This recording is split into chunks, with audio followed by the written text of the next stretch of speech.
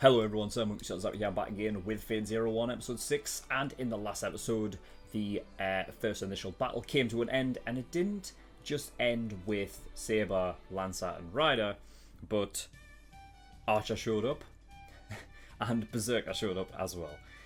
And it was actually them two that was having the main fight, and that was fucking awesome. Honestly, that to me was a better fight scene, and I actually enjoyed that, like, more than One Punch Man fights. And you know, I'm talking about just on the basis of like animation and whatnot. That was incredible. I love that. And the fact that it's my boy Carrier. Come on, just makes it even more, all the more special. So yeah, that was cool. We had two of the masters use one of their command spells, so that was Kenneth and Tosaka. They both used a command spell to basically, one of them was to retreat, that was Archer, and the other one was to team up with Berserker, which only lasted like a minute or a couple of minutes. So that was a wasted spell, so that's great.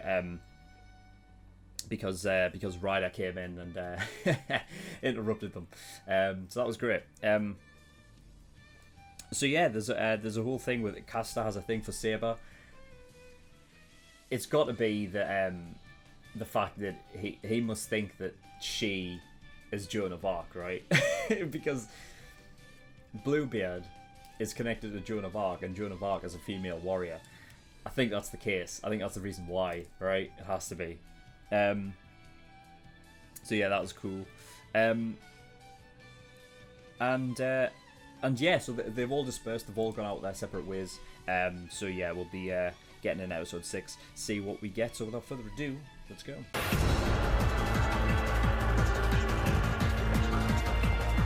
Okay, episode 6. Yeah, I think that is a big. Fate is a big theme in Fate, believe it or not. I think so.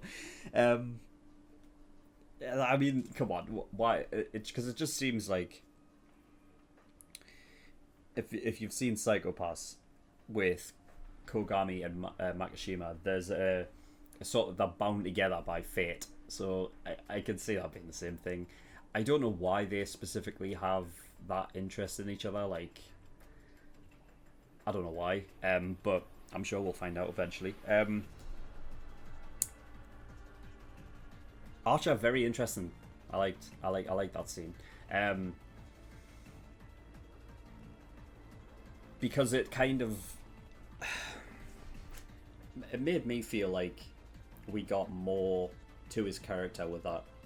It was a more sort of in-depth look at his character, and it's not just looking at it from the outside, like seeing him as being very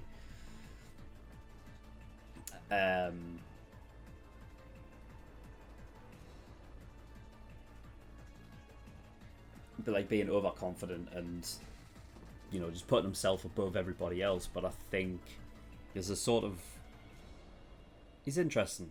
He's an interesting character because I mean, he's looking at Tokiomi as somebody who, like it says, is insufferable. Maybe want to just sit on the sidelines and maybe just not looking for the like, there's nothing interesting about him to Archer. And I would agree. I don't see... Here's something that I didn't consider at the end of last episode with... when I was talking about Kenneth and how he is the master that I'm just least... You know, I think he offers the least in terms of a lot of them. Tokiomi is one that could be considered in that bracket because he hasn't done much either, but he's involved in Kira's story. Like, he is involved in that group because they're the ones that are like teaming up, so that automatically, like, you know, whilst Kira is one of the most interesting masters, because he's paired up with Tokiomi, that raises Tokiomi up to his level. So, but as an individual master, he doesn't do a lot. He just gets Kiria to do all the work. And I wrote down, is Karya annoyed with Tokiomi because he doesn't acknowledge his family? That was one of the first things I wrote down for this episode, because if you remember in last episode I discussed the idea that why does Karya have something against Tokiomi? And I think it's because he doesn't acknowledge his family. The reason I wrote that down was because in the opening, you know, while it's going through all of the masters and whatnot, you see Tokiomi and he's looking out of the window whilst Aoi and Rin are in the background. And while he's in the same room, he's not acknowledging. I feel like he doesn't care about his family as much as he cares about his goal of getting this Holy Grail thing. And he sits on the sidelines a lot. For example, talking about Kenneth during the whole dogfight, calling him a coward and whatnot. Yeah, right.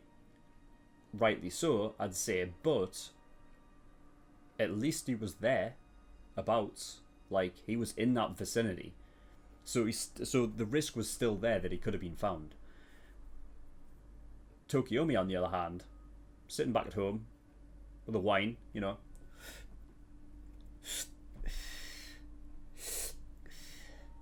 Alright, Gilgamesh, get yourself out there, son.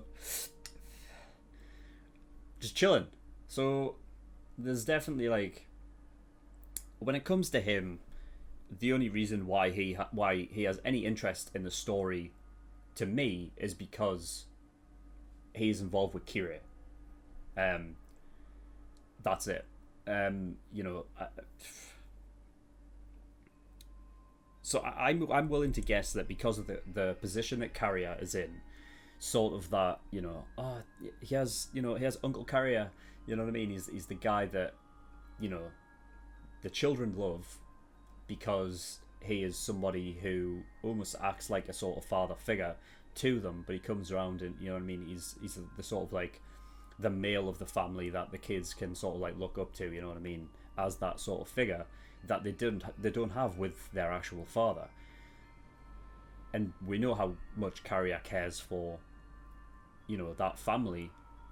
It's easy to see why Tokiomi would, like, you know, the thought of him would just piss him off. So yeah, I'm guessing that's the case. I think that Tokiomi values his, like, he values the Holy Grail more than he does his family, and I think that really pisses Karya off. But yeah, with Archer and that and whatnot, that whole conversation with Kiria was interesting, because he is looking to join with any other master other than Tokiomi. I mean, not any other master, because I mean, you would get nothing from you know, Ryunosuke, for example. You know what I mean? He's not going to want to join him, is he? So yeah, I'm interested.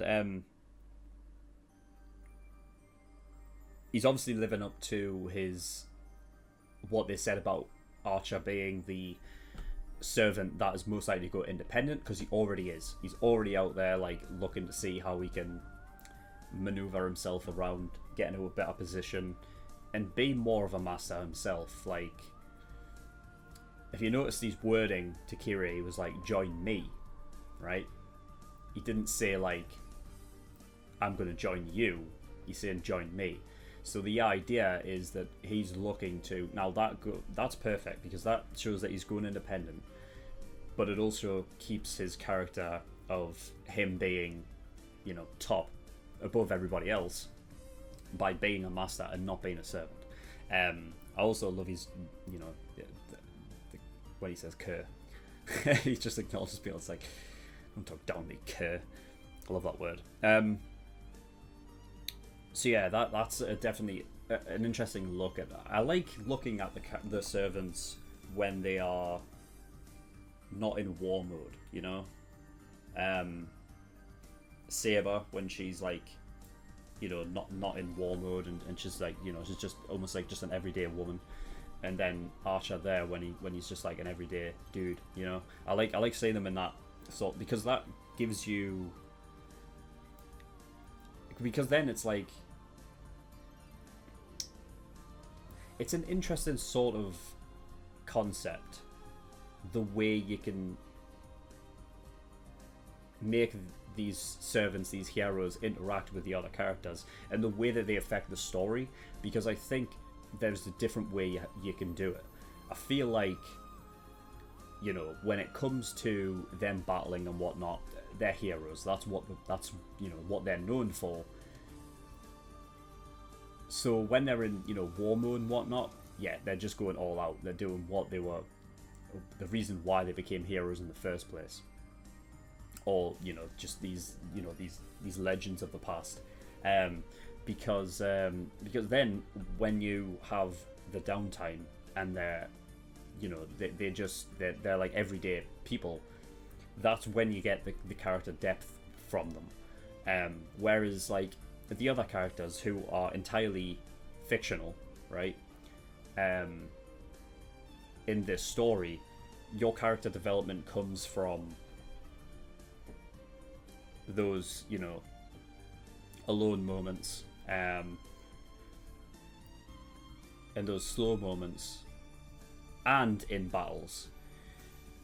So I think there's an interesting, like, sort of a way to focus on the servants by having them be a tool to be used in battle, but then having their character development, in the sort of slower, like, look behind the scenes kind of stuff, So I find that like really interesting. I'm looking forward to the other ones like that. When I look at some of them though, that's not going to be the case, is it? Like, we're not going to get a sit down with Berserker to see what he's all about, are we? So, and I can't really see it with Alexander, because I feel like with him you kind of see what you like, what you see is what you get with him. I feel like he just kind of just oozes that kind of, like, he's just that kind of dude who, he's very militaristic, and he's very, he loves the conquest and shit, so I can just imagine him just being the same, and that's what he's about. With Saber, it's while she's honourable, she still has that sort of like thing where she sees it as, a battle is a battle, and then behind the scenes it's not. She still has that sort of like that head on her shoulders at all times, but I think that there is more to gain from talking to her out of battle. So obviously more often than not, the characters that I'm talking about, like Archer, are the ones that sort of have that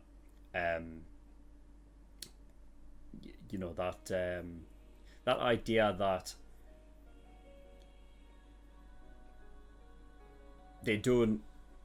they sort of have the ability to scheme, so with Archer, it's definitely an interesting one. I mean, when you're talking about it across the whole, like, the list of servants that you've got, Archer's probably the one most insistent to do that, but of course that's just down to his sort of, the way that his sort of personality is. I think when it comes to other ones, like even like Castor or whatever, you're not really going to see him have any.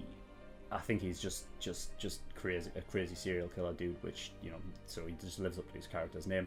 Berserker is somebody who is just like just a mental apparition almost. I don't think we're ever going to get his name, you know what I mean, or what hero that guy's supposed to be. Because I can't imagine him sitting down and talking. So, yeah, Alexander's exactly who he says he is. I think the only really notable people you're going to be able to get down and sit with and actually know a bit more about is Lancer, Saber, and Archer. Ryder, I think it's just himself all the time. But yeah, it's interesting nonetheless. So we had Iris Veal at the very beginning there, who was initial D drifting. Fucking ridiculous. I love it though. I love how she's so like excitable about the outside world and shit. It's really good. We had Castor obviously turn up immediately. Yeah, he thought that Saber was Joan of Arc. I figured as much because when I was looking up at Casta or Bluebeard or whatever, it did give his real name, like Gilles de Rai or something, who was he had like a, was he a right? I think he was Joan of Arc's right hand man or something like that. Anyway, they had a sort of connection in their time, so there was. I figured that would be the case. I mean, with Saber being, you know, a woman who, you know, dresses up like a knight and whatnot, they would make the mistake, you know. So yeah, it's obvious. We went to Kenneth. That's what I was going to do. I wanted to go back and see what they were talking about in regards to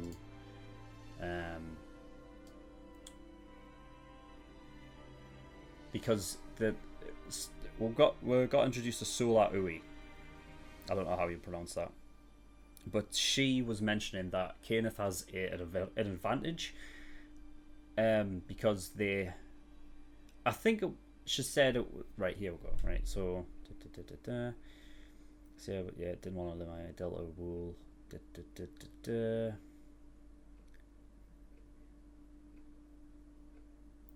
I don't know if you fully realise the advantage you hold over the other masters. You added a non-standard clause to the traditional Master-Servant Pact. The command spells are yours, and she acts as a secondary master and mana supply.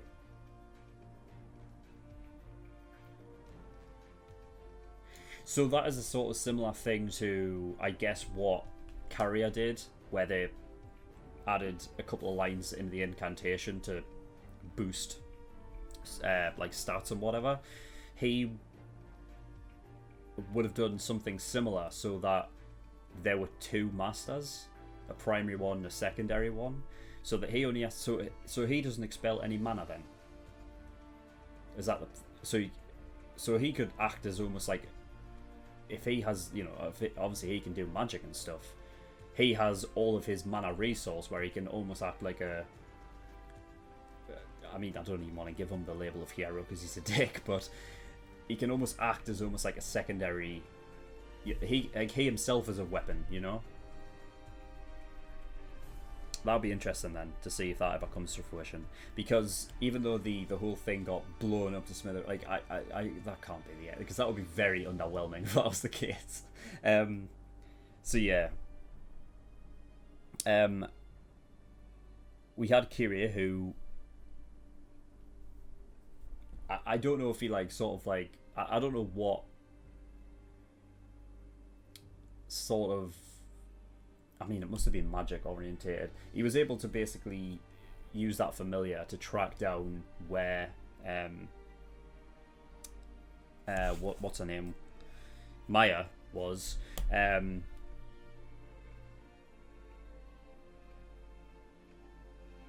whatnot. I mean, he's that close to Emiya. He's so fucking close.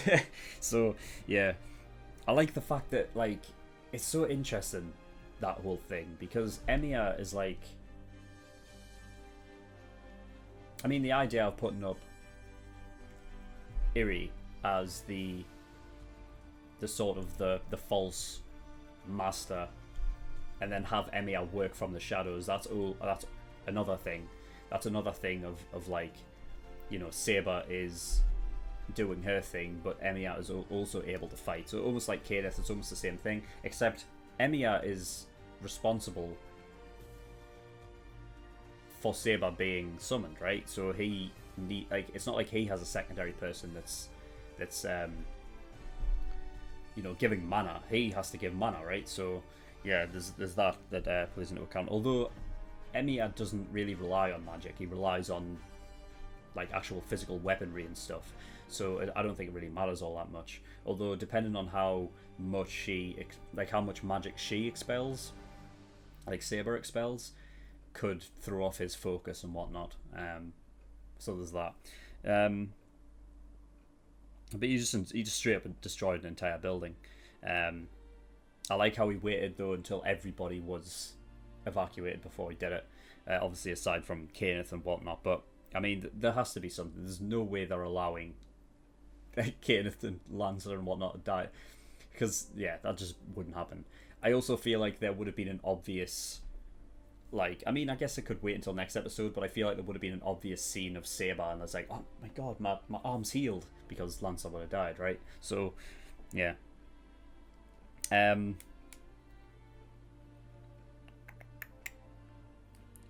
yeah, so, the final thing, they were talking about an alliance against Caster because of apparently there was rule breaking, and I kind of want to get all the rules.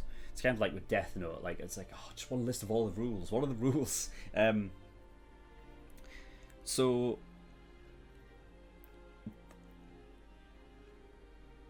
they're going against the rules. Like, what rules would that be?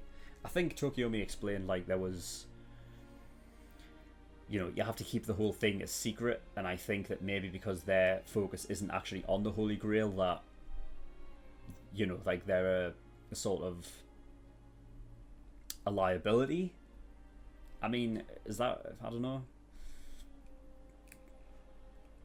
I mean, is there like a clear cut rule, like, you know, like number one rule of like Flight Club or whatever? Fight Club. I got mixed up because I was going to say Fight Club and Mile High Club, so I said Flight Club instead. Idiot. Is there a number one clear cut rule like Fight Club where it's like, you know, if you're a part of the Holy Grail War, you need to go after the Holy Grail. You can't just, you know, sit back and do fuck all. I don't know. But yeah, they're looking for an alliance with every other master to go against the caster. I mean, at that point, then it's not going to be that easy, is it? Because come on, think about it. I mean, if that was the case, then caster would be fucked. Like, you're not defeating that many.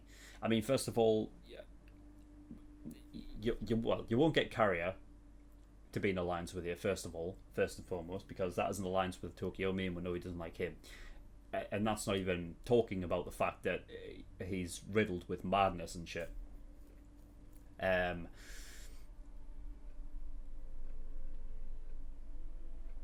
mean, the other ones, it could be the case. I mean, but you've got to think that they're going to be thinking like, oh yeah, is this just a trap to lure way into someplace, you know? So I don't think it'll come to fruition, obviously, but yeah. So yeah, that was all. So that is all for today. That was great. Again, like, honestly, just love this show, love reacting to it. So yeah, we'll pick that up on Friday next week for the public, when it eventually goes public, and this Friday coming up for the early access patrons. So yep, that is all. So thank you everyone for watching. In the description below I have links to certain things. One was the Discord. I urge everyone to go over there, especially if you want me to react to a certain show, because that's where posts and things start. Although it's actually being moved over to my website now. Yeah, website as well. I've got a brand new website, SirMonkeySuit.com. Make sure you go over there, get yourself signed up, and you know, request your reactions and stuff like that. That is a place where like all of my content is stored on that website. Everything from all of the shows that I've reacted to, the episodes that were taken down for copyright are being uploaded there. So yeah, so gradually every video that I've made will be making its way over to that website. So yeah, get yourself over there. And Patreon, so I do have a Patreon. If you do want to support me, that'd be very much appreciated. There's a bunch of different tiers and rewards depending on how much you want to support me with. So there is like $5 a month for early access, where you can get access to like 4 episodes of Fate every week, 4 episodes of Psycho-Pass every week, or whatever takes over those shows. And obviously all the other shows you get a week early, okay? $10 a month, that's a full length, you know, so you get my full length reactions to everything. $15 a month, that is the exclusive tier, so for that you get a bonus reaction show, which currently is Mob Psycho 100, though by the time this goes public it'll probably be something different. Also, all movie reactions, all OVA reactions go into there. And finally, the Elite tier and God tiers are actually tiers that you can pay for, and you get a choice of a show that you want me to react to, and I will react to it. But yeah, that was all. So thank you for watching. I'll see you all next time. Bye bye.